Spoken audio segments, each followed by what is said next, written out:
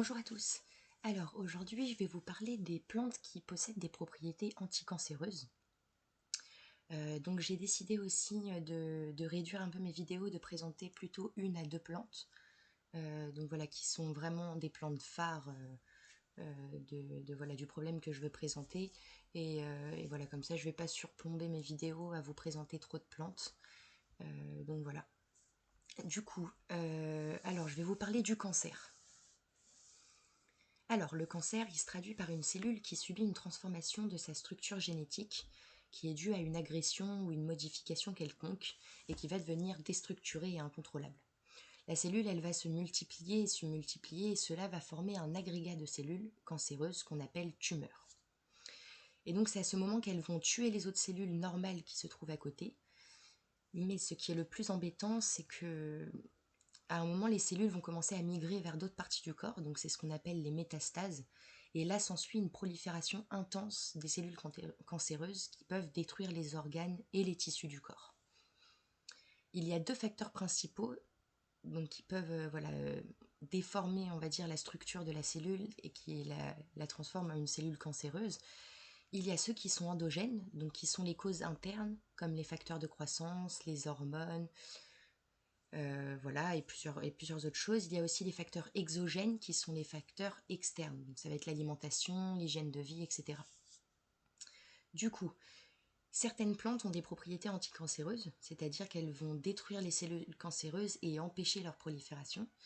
Donc par exemple, les isothiocyanate, j'ai toujours du mal à le prononcer, isothiocyanate, donc qu'on retrouve dans les brocolis, les radis, les choux de Bruxelles. En fait, ces molécules elles vont permettre de réduire le risque de cancer. Voilà, mais il y a aussi d'autres propriétés de plantes qui peuvent être intéressantes. Donc, par exemple, les antioxydants et les anti-inflammatoires. Donc, le premier pour protéger les cellules des radicaux libres, qui est une cause de développement des cellules cancéreuses. Et la deuxième, car les personnes atteintes de cancer peuvent être atteintes aussi d'inflammation chronique.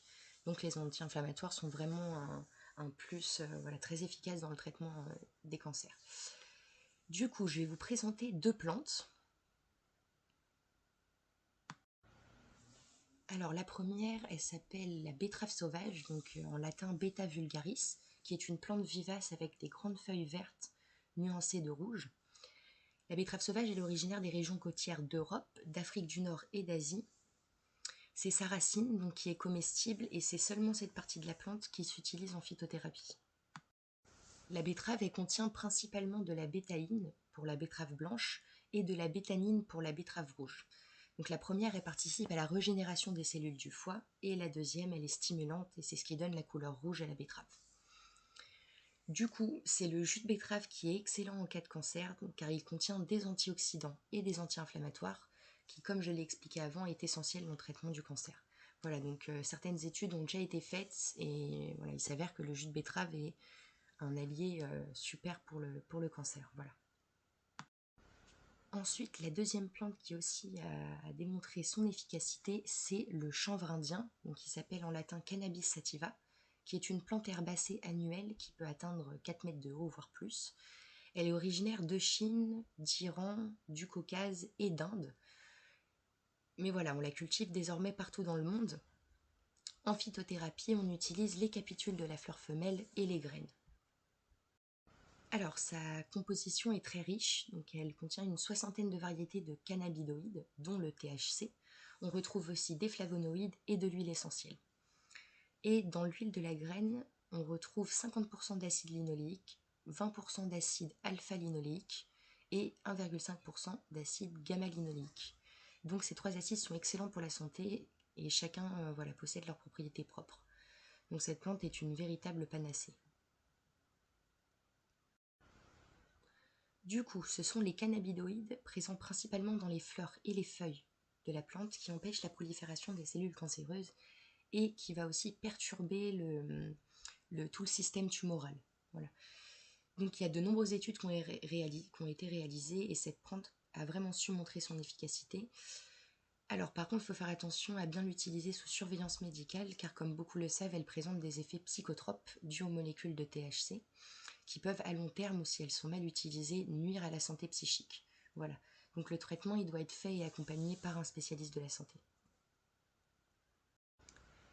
Et sinon, comme je le disais au début de la vidéo, les brocolis, les radis et les choux de Bruxelles sont 3 aliments excellents contre le cancer.